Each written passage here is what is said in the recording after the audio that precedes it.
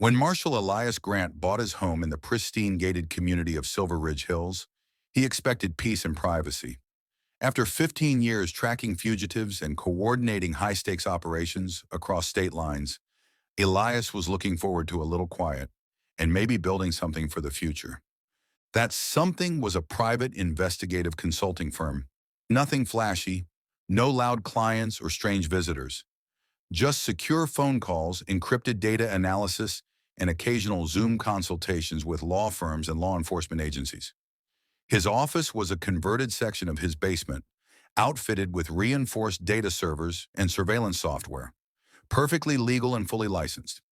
He even ran everything by a city zoning officer before moving in. Home businesses were allowed, provided there was no external signage, traffic, or noise. Elias followed the law to the letter, as always. But the HOA, specifically President Denise Langford, saw things differently. It started with a stiffly worded letter. Violation notice, unauthorized business activity. Our records indicate that you are operating a private security business from your residence. This activity violates Silver Ridge Hills HOA Article 8.3, prohibiting all commercial operations within the community.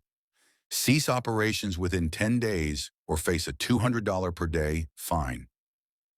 Elias read it 3 times. No commercial signage, no deliveries, no traffic. Just him, a secure laptop, and a few encrypted phone lines. He called the HOA office. Denise answered briskly. Mr. Grant, we've received anonymous reports. Suspicious black SUVs, men in plain clothes entering late at night.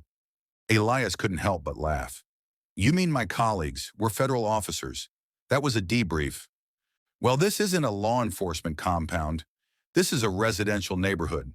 Your kind of operation brings risk. We don't want problems. Elias' smile faded.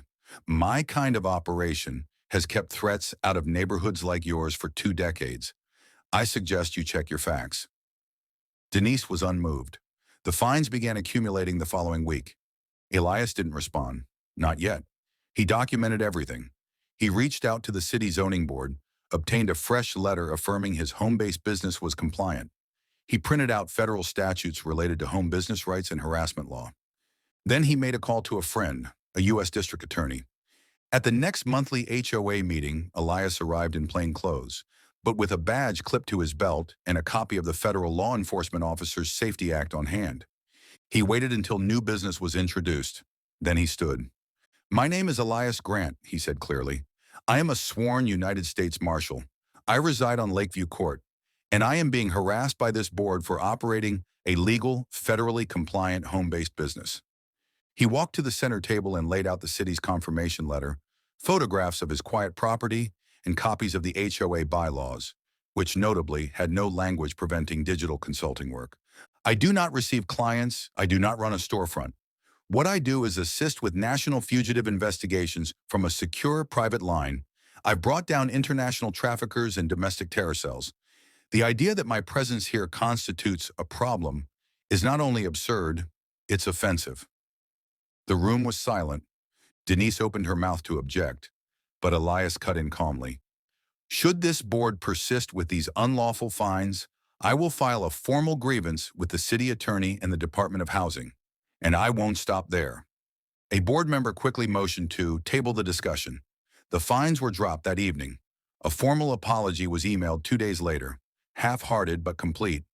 Since then, the HOA has been silent. Not a word about his business, his vehicles, or his profession.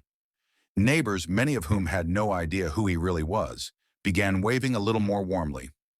Elias didn't need thanks. He didn't need applause. He just wanted respect and the freedom to do his job without overreach from a self-important HOA. As he always said, the law applies everywhere, even behind gated fences.